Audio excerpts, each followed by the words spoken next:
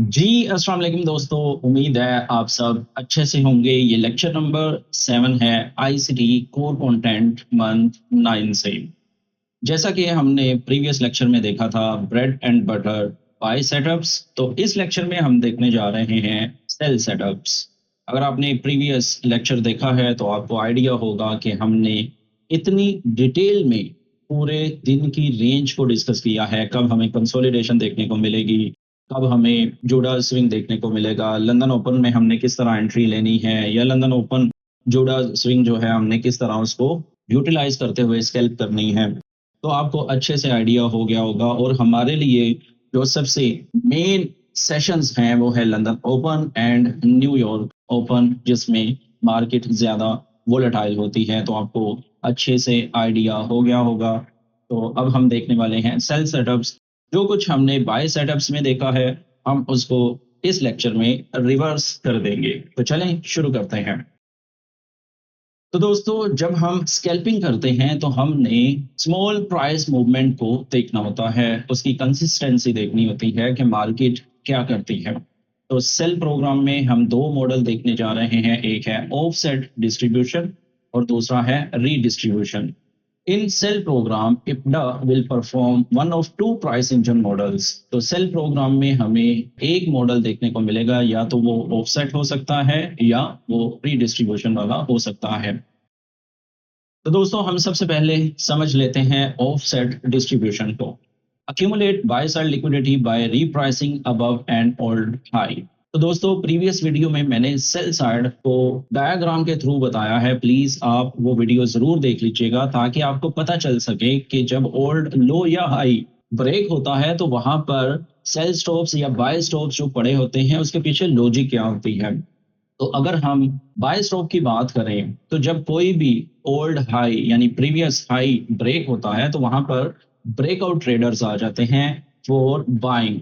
तो वो बाय वहां पे करना शुरू कर देते हैं, जबकि वो एरिया जो होता है वो प्रीमियम एरिया होता है। एक तो मार्केट उनको ट्रैप करती है, दूसरा जिन लोगों ने प्रीवियस हाई से सेल किया होता है मार्केट उनको मिटिगेट करती है या उनके भी स्टॉप्स उठा लेती है। सिंपल सी लॉजिक है। प्लीज प्रीवियस वीडियो देख लीजिएगा ताकि आपको अच्छे से आइडिया हो जाए।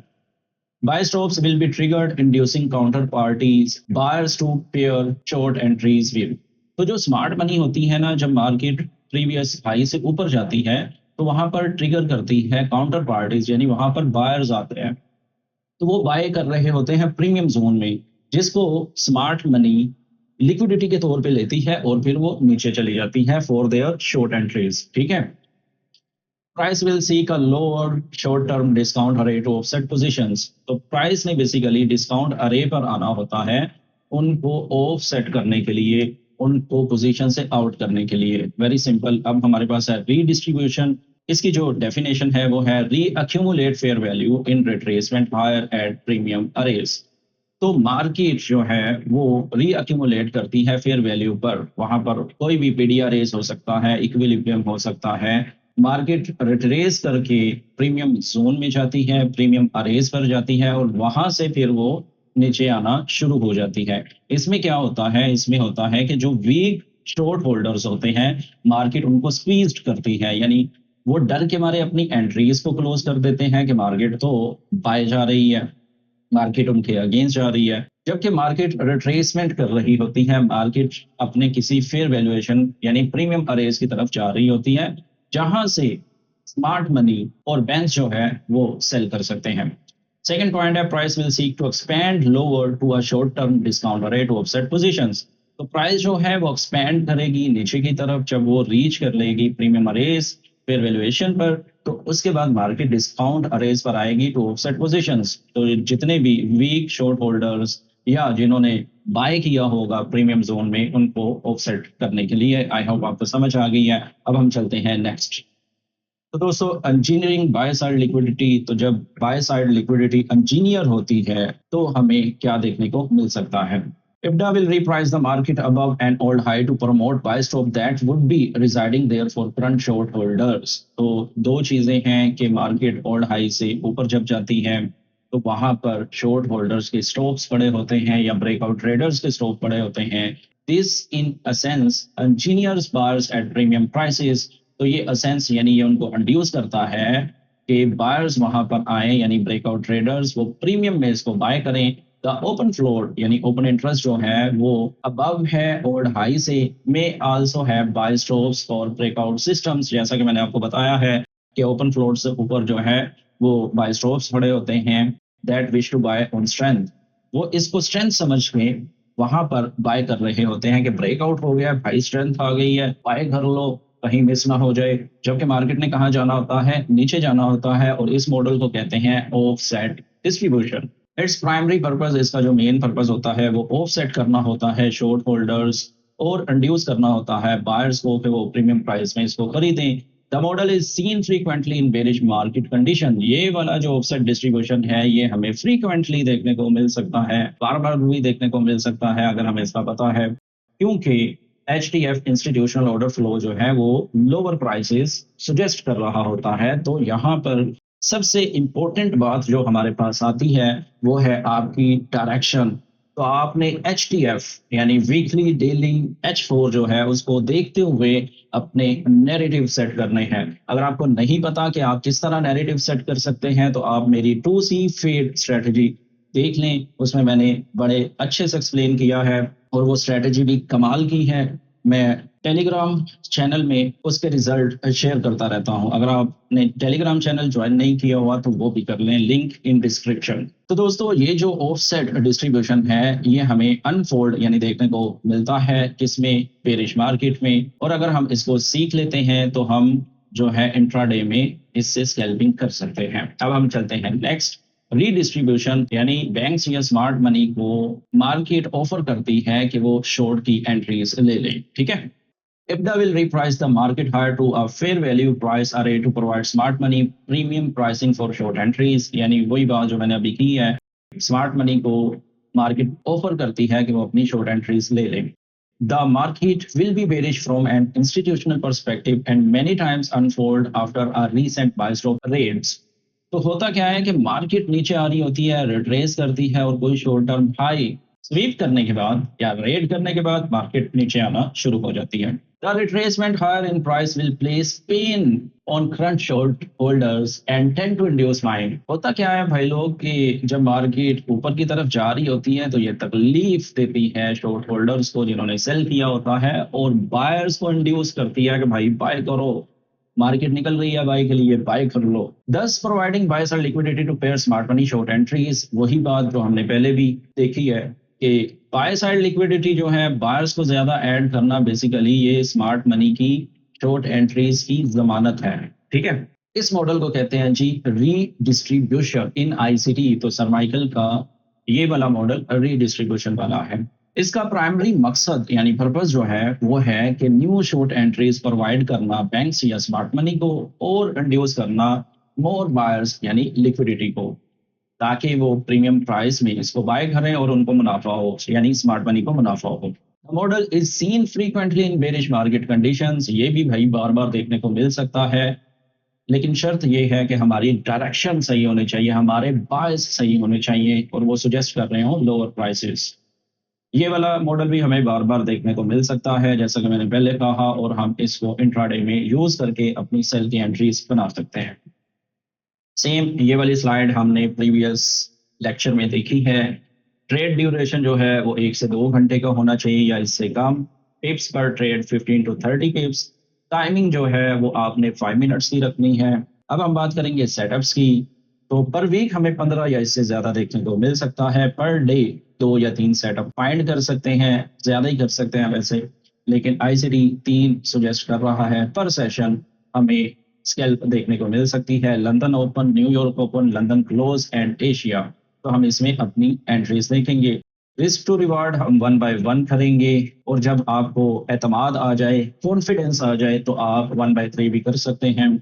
आइडियल रिस्क जो है वो 1% से हाफ तक हम रखेंगे, यानी अगर आपके पास 1000 है तो $5 रिस्क लेंगे या मैक्स $10 रिस्क लेंगे। सेम फेयर वैल्यूएशन वाले मॉडल में भी हम यही चीज देखेंगे। अब हम बात करते हैं वोलेटिलिटी की।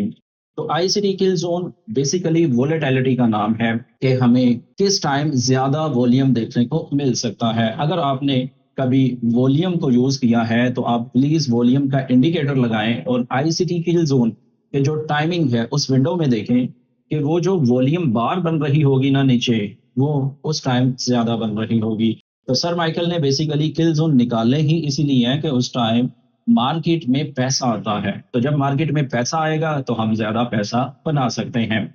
तो हमने ट्रेड जो है वो हमेशा किल जोन में लेनी है, ठीक है, क्योंकि हमें एक अच्छा वॉल्यूम यानी वोलेटिलिटी मिलती है टू गेट अ मूव, ताकि हम एक अच्छी मूव को कैच कर सकें। Specially London open and New York open, इसको प्लीज में रखिएगा। जबकि हमें आउटसाइड किल जोन भी एंट्रीज देखने को मिल सकती हैं, जैसा कि लंदन लंच में जुड़ा स्विंग बनता है, हम आगे चल के उसकी बात भी करेंगे। और पोस्ट न्यूयॉर्क ओपन यानी 11 बजे से 1 बजे के दरमियान भी हमें एक ट्रेड देखने को मिल सकती है। तो किल जोन पर भी मैं ज्यादा टाइम नहीं लगाऊंगा, हमने इसको भी डिटेल में डिस्कस किया था प्रीवियस लेक्चर में, प्लीज जाकर देख लें। अब हम रिविजिट करने वाले हैं डेली रेंज को। फर्ज करते हैं कि आपके पास एक बेरिश कैंडल बनने जा रही है, तो क्या होगा? तो दोस्तों, जब मार्केट ने लोअर ट्रेड करना हो और हाई टाइम फ्रेम के इंस्टीट्यूशनल ऑर्डर फ्लो भी यही सजेस्ट कर रहे हो, तो हम क्या एक्सपेक्ट करेंगे कि जब मार्केट ओपन होगी तो उसके करीब ही हाई देखने को मिल सकता है। अब ये ओपनिंग पॉइंट दो हैं, एक तो है जब आपके ब्रोकर पर कैंडल ओपन होती है, यानी उसको 0 GMT सब ने नाम दिया है, और दूसरा है ट्रू डे ओपन यानी न्यूयॉर्क मिडनाइट। तो इसको प्लीज ध्यान में रखिएगा, उसके आसपास ही हमें कैंडल का हाई प्रिंट होता दिख सकता है। और जब मार्केट में एक नई कैंडल या मिडनाइट ओपन होता है तो उसके बाद हमें एक रैली देखने को मिल सकती है, जो कि शॉर्ट टर्म रैली या स्मॉल रैली होगी, जो ओपन प्राइस से मार्केट ऊपर की तरफ जाएगी ताकि हाई बन सके कुछ इस तरह, जैसा कि आपको यहाँ पर देखने को मिला। और ये इस तरह हमें हाई प्रिंट होता दिख सकता है, यानी मार्केट यहाँ पे ओपन हुई और इसी के आसपास ही हमें हाई देखने को मिलेगा। और ये मिडनाइट ओपन या 0 GMT यानी एक नई डेली कैंडल का आगाज, ठीक है।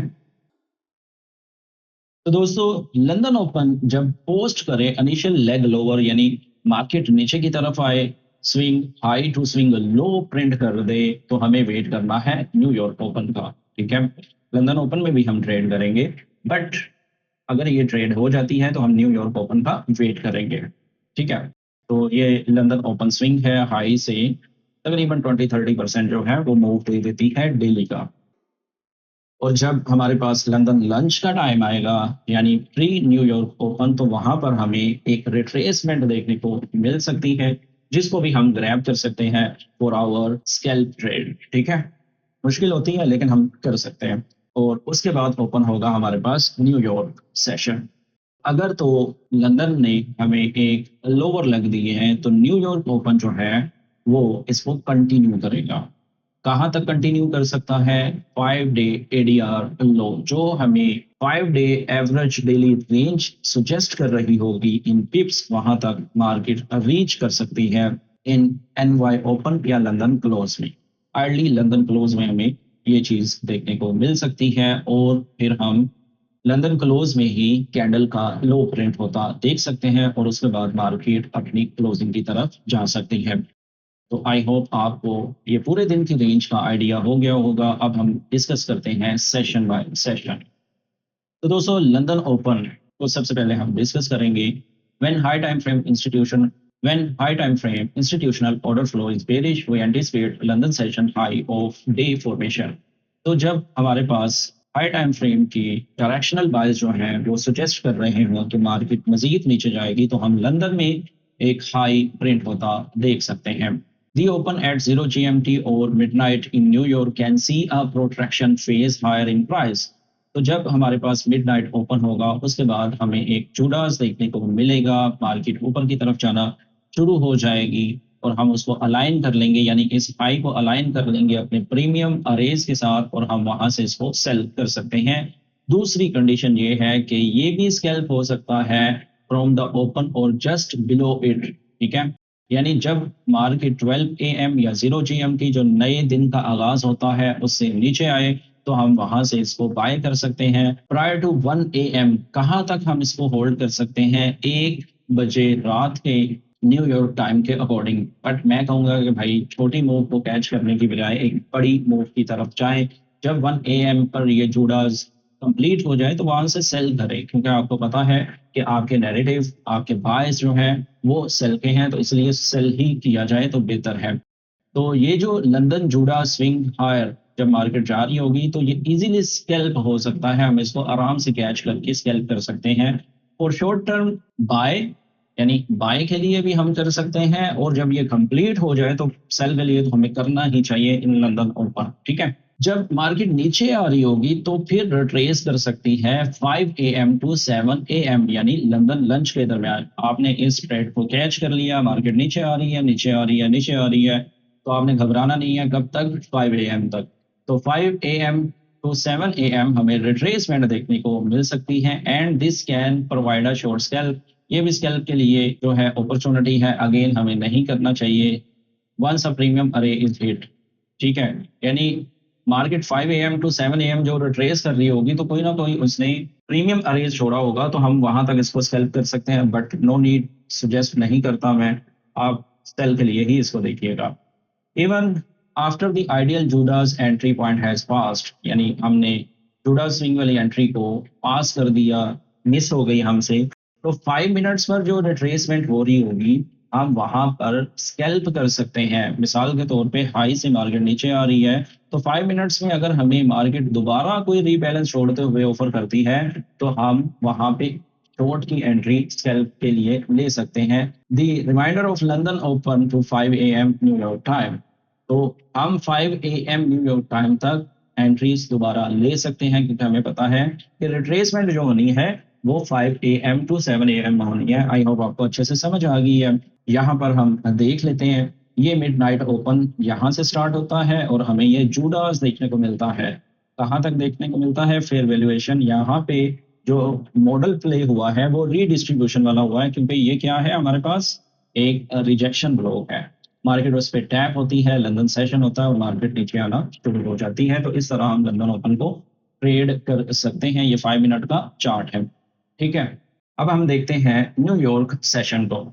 जब लंदन ओपन कंफर्म कर दे कि इंस्टीट्यूशनल स्पॉन्सरशिप जो है वो शॉर्ट साइड है, वो सेल की तरफ है, तो हम लंदन में डेली का हाई एक्सपेक्ट करेंगे और यही एक्सपेक्टेशंस रखेंगे कि न्यूयॉर्क ओपन जो है वो कंटिन्यू करेगा लंदन की जो एक्सपेंशन है लोअर की तरफ, यानी डाउन की तरफ। तो हमें न्यूयॉर्क ओपन में भी बेरिश मूव देखने को मिलेगी, unless a high time frame discount array has been hit intraday and और एडीआर इज रीच। कहां तक हम इसको टारगेट कर सकते हैं? हम टारगेट कर सकते हैं एवरेज डेली रेंज जो हमें सजेस्ट की जा रही होगी एडीआर की तरफ से, वहां तक हम करेंगे, या हम कोई हाई टाइम फ्रेम के डिस्काउंट अरेज तक अपनी ड्रॉ ऑन लिक्विडिटी रखेंगे, यानी अपना टारगेट रखेंगे।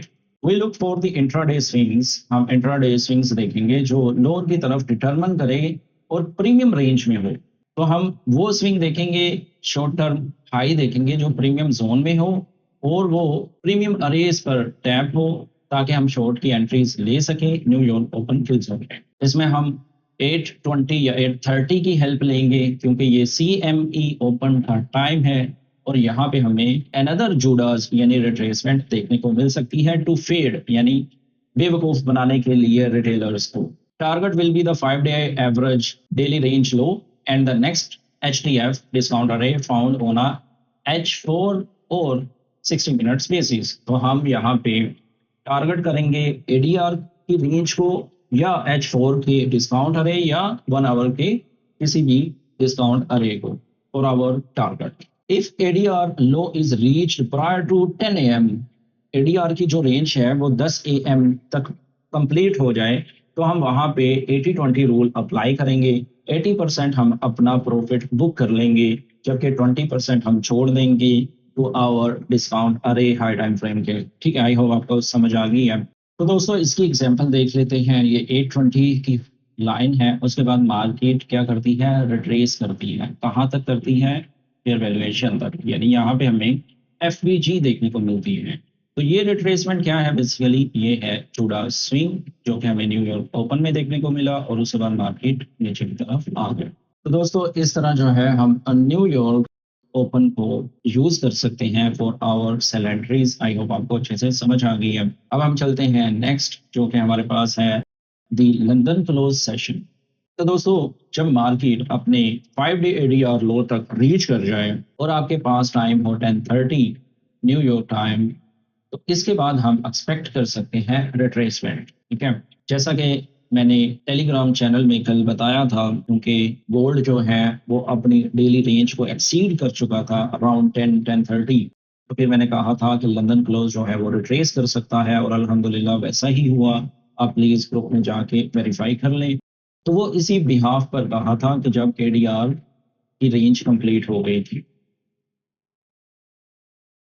Ideally price should exceed the 5 day ADR range. अगर हमने लंदन क्लोज रिट्रेसमेंट को ट्रेड करना है, तो इसमें जो आइडियली चीज़ है, जो मिसाली चीज़ है, वो ये है कि जब मार्केट उस रेंज को एक्सीड कर जाए, तभी हम रिट्रेसमेंट की एंट्री देखें।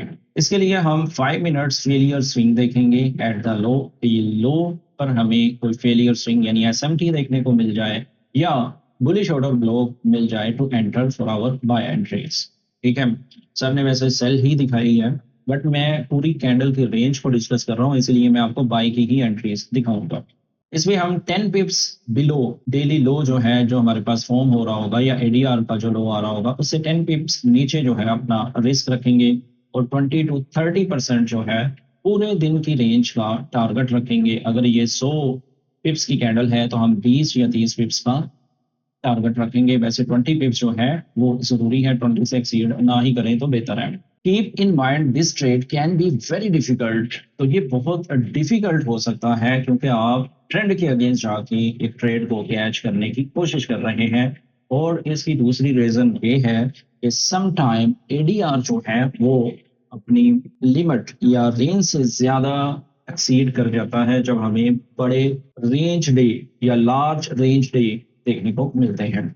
इसमें हम 1% रिस्क लेंगे और 1% ही टारगेट करेंगे, और 20 पिप से ऊपर हम अपना प्रॉफिट नहीं जाने देंगे, और एक ही टाइम में हम बुक करेंगे। ठीक है, आई होप आपको अच्छे से समझ आ गई है। तो इसकी एग्जांपल आपके सामने है कि मार्केट इस तरह गिर रही थी, गिर रही थी, गिर रही थी, और ये लंदन क्लोज का टाइम आया, यहाँ से मार्केट रिट्रेस कर गई। ठीक है, सेम कल के दिन गोल्ड ने भी किया है, प्लीज जाके आप देख लीजिएगा। तो आई होप आपको अच्छे से समझ आ गई है कि हमने लंदन क्लोज सेशन को किस तरह यूज करना है अपनी एंट्रीज के लिए। तो अब हम चलते हैं नेक्स्ट। तो दोस्तों, अब हम बात करने वाले हैं एशिया सेशन की। तो Asia session basically 8 PM to midnight new york time चलता है। इसमें हमने क्या चीज़ देखनी है अगर हमने इसको सेल करना है, कि जो हमारे पास 0 GMT यानी एक नए दिन का आगाज जब ट्रेडिंग में होता है, तो मार्केट शॉर्ट या स्मॉल रैली करे उस ओपनिंग प्राइस से। जैसा कि ये मार्केट यहाँ पे ओपन हुई है, तो मार्केट ऊपर जाना शुरू हो जाए। तो जब मार्केट इस तरह ऊपर जाना शुरू हो जाएगी और टाइम होगा एशिया सेशन का, तो हम वहां पे एक शॉर्ट की एंट्री देख सकते हैं। बट याद रहे, Asian session can be traditionally very narrow, बहुत नैरो होता है, हमें ज्यादातर रेंज देखने को मिलती है। लेकिन अगर हम इसको ट्रेड करेंगे तो हम प्रॉफिटेबल हो सकते हैं, लाइक लंदन क्लोज। तो लंदन क्लोज की जो हमने ट्रेड देखी, वैसे ही हम इसको ट्रेड कर सकते हैं। We are looking at the lowest volatile periods of the daily range. उस टाइम वॉल्यूम यानी ट्रांजैक्शंस बहुत ज्यादा कम होती हैं, तो इसमें हम ज़्यादा पिप्स की तवक्को नहीं करेंगे। 15 से 20 पिप्स हम कैच करने की कोशिश करेंगे एशियन रेंज में। ठीक है, take full exit on scalp in this time of the day. तो हम एशिया में जो भी ट्रेड करेंगे, हम एक ही ट्रेड करेंगे और एक ही दफ़ा हम अपना प्रॉफिट बुक करके निकल जाएंगे। ये ऑप्टिमल नहीं है कि हम सेकंड लेग का इंतज़ार करें कि रिट्रेसमेंट करें तो हम दोबारा एंट्री लें, ऐसा नहीं है। हमने ग्रीड को अवॉइड करना है, लालच नहीं करना। और अगर हमें 20 पिप्स मिल जाएं तो हम फॉर्चुनेट हैं, खुशकिस्मत हैं। तो भाइयों, बस 20 पिप्स लो और निकल जाओ एशिया सेशन में। ज़्यादातर तो हम सो ही रहे होते हैं, बट फिर भी आपको मैंने बता दिया। इसकी एग्जांपल देख लें कि मार्केट यहाँ पे ओपन होती है, ऊपर जाती है, और ये एशिया ओपन स्टार्ट होता है और मार्केट नीचे आना शुरू हो जाती है। ये भी एग्जांपल आप देख सकते हैं। प्लीज प्रैक्टिस कीजिएगा इस पे, ताकि आपको चीजें ज्यादा क्लियर हो। प्रैक्टिस नहीं करेंगे तो आपके लिए मुश्किल हो सकता है। अब आते हैं हम इस लेक्चर में, नई चीज है जो हमने प्रीवियस लेक्चर में डिस्कस नहीं की। तो नई चीज इसमें है एवरेज डेली रेंज। तो इसका जो सबसे पहला पॉइंट है वो ये है, the ADR does not have to fill for the day. अब एडीआर को बहुत सारे दोस्त ये समझ लेते हैं कि ये अगर कंप्लीट नहीं हुआ तो शायद हमारा सेटअप अधूरा है। ऐसा बिल्कुल भी नहीं है। ADR is just a number of range. क्या आपके पास कैलकुलेशन आ जाती है कि ये कितने पिप्स की रेंज हो सकती है। दिस इज नॉट एब्सोल्यूट कि भाई आज ये होना ही होना है। ऐसा बिल्कुल भी नहीं है। प्लीज इसको याद रखें कि आप इसको इस्तेमाल करेंगे just for counting the range of daily, यानी डेली रेंज को काउंट करने के लिए आप इसको इस्तेमाल करेंगे। अगर तो मार्केट आपके काउंट किए गए नंबर्स की रेंज को कंप्लीट करती है, वेल एंड फेयर इनफ। अगर नहीं करती तो इट डज नॉट मीन आपने कोई गलत सेटअप इस्तेमाल कर लिया है। तो ऐसा नहीं है कि कोई गलत सेटअप है, बल्कि ये हो सकता है और कई दिन हमें देखने को भी मिलते हैं। सेकेंड पॉइंट है, ADR can be expected to act as one and half of the actual ADR in some conditions. तो हमें एडीआर जो है सम कंडीशन में वन एंड हाफ जो है देखने को मिल सकता है। For example, market tight range में है तो हमें 60 पिप्स भी देखने को मिल सकते हैं। फॉर एग्जांपल, आपके पास 100 पिप्स की रेंज आ रही है तो सम कंडीशंस में हमें 60 पिप्स भी देखने को मिल सकते हैं, 50 पिप्स भी देखने को मिल सकते हैं। ये कौन से दिन हो सकते हैं? ये हो सकते हैं आपके पास कोई हाई इम्पैक्ट न्यूज आ रही हो, मार्केट में स्मार्ट मनी ऑर्डर बिल्ड कर रही हो, जो हमारे पास ओपन फ्लोट है, basically by side sell side वो जो है वो ऑर्डर्स बिल्ड कर रही हो, तो हमें उन दिनों में 50 पिप्स की रेंज देखने को मिल सकती है, हाफ रेंज बेसिकली देखने को मिल सकती है। हम इसको पढ़ भी लेते हैं। When a long term trend is underway, यानी मार्केट बेरिश हो लॉन्ग टर्म में, and a intermediate term swing has begin, और इंटरमीडिएट टर्म स्विंग जो है वो शुरू हो जाए, a large impulse swing can search the daily range twice. तो इंपल्स स्विंग आएगा, वो लार्ज होगा और वो डेली रेंज को ट्वाइस कर सकता है, specially when the ADR is under 60। तो जब एडीआर पिछले 5 दिन एक तरह की रेंज में हो, 50 पिप्स शो कर रहा हो या 60 पिप्स शो कर रहा हो, और जो लॉन्ग टर्म ट्रेंड है आइदर बुलिश और बेरिश, कोई भी हो सकता है, वो बुलिश भी हो सकता है, बेरिश भी हो सकता है, तो वो जो लॉन्ग टर्म है और पिछले 5 दिन मार्केट 50 या 60 पिप्स में घूम रही है, तो हमें तैयार रहना चाहिए कि मार्केट अपने एडीआर को ट्वाइस कर सकता है, यानी 120 पिप्स की मूव दे सकता है, क्योंकि मार्केट ने ऑलरेडी ऑर्डर्स बिल्ड कर लिए हैं कंसोलिडेशन की शक्ल में, और अब हमें एक इंपल्स मूव देखने को मिल सकता है। आई होप आपको ये पॉइंट क्लियर हो गया। सेकंड जो इसका पॉइंट आता है इसी चीज का, वो है when an intermediate term swing is completing at a high time frame array and on the strength of high impact news capitulation. तो दोस्तों, जब इंटरमीडिएट टर्म स्विंग जो है वो कंप्लीट हो जाए और वहां पर हाई टाइम फ्रेम की पीडीआरएस पर टैप हो जाए, एक स्विंग कंप्लीट हो गया और यहाँ पे हाई टाइम फ्रेम की डिस्काउंट अरे या प्रीमियम अरेज पर मार्केट जब टैप होगी या कोई हाई इंपैक्ट न्यूज होगी, तो मार्केट कंसोलिडेशन की शक्ल में चली जाएगी, मार्केट अपनी रेंज का हाफ प्रिंट करेगी। ठीक है, आई होप आपको ये सेकंड पॉइंट भी समझ आ गया। हमें मार्केट जो है वो लार्ज रेंज दे सकती है जब एक इंटरमीडिएट स्विंग जो है वो स्टार्ट होता है, तो हमें मार्केट में डबल एडीआर देखने को मिल सकता है, और हमें हाफ देखने को मिलेगा जब मार्केट में कोई हाई इंपैक्ट न्यूज हो, कंसोलिडेशन में हो मार्केट, ठीक है, या मार्केट ने अपना स्विंग कंप्लीट कर लिया है, तो वहां पे हमें रेंज देखने को मिल सकती है। ADR not filled at NY open, new york open में हमें एडीआर फिल होता नहीं दिख सकता या दिखना चाहिए, but during London close are ideal, और अगर हमें ये रेंज जो है लंदन क्लोज में देखने को मिले तो ये आइडियल है, हम इसको एक्सेप्ट कर सकते हैं। अगर एडीआर फिल्स हो जाता है न्यूयॉर्क ओपन के टाइम या उससे पहले, ADR will likely B exceeded. तो अगर न्यूयॉर्क में ही हमें वो रेंज कंप्लीट दे देता है तो हम उसको एक्सीड करता देख सकते हैं, 120, 130, 150 इस तरह, यानी 20, 30 या 50% हम उसको एक्सीड होता देख सकते हैं। If high impact news is due out after equities opens, ये एक्सीड इसलिए हो सकता है क्योंकि हाई इंपैक्ट न्यूज जो है वो अभी आनी बाकी होती है। तो दोस्तों, ये थी स्लाइड एवरेज डेली रेंज पर। आई होप आपको अच्छे से समझ आ गई होगी। ठीक है, दूसरा इसमें एक और चीज ध्यान में रखिएगा कि अगर आपने यहाँ से सेल किया हुआ है और आपके पास 100 पिप्स की रेंज आ रही है, तो आप 85 पर निकल सकते हैं, अपना प्रॉफिट बुक कर सकते हैं। जैसा कि मैंने आपको बताया कि एडीआर जो है वो हमेशा फिल नहीं होता। ये एब्सोल्यूट नहीं है, मार्केट में एब्सोल्यूट वैसे कुछ भी नहीं है। तो अगर आपने 100 पिप्स की रेंज को ज़हन में रखा हुआ है, तो आप 15 पिप्स या 20 पिप्स पहले ही एग्ज़िट कर लें, क्योंकि हो सकता है मार्केट रिवर्स हो जाए, आपके अगेंस्ट चली जाए।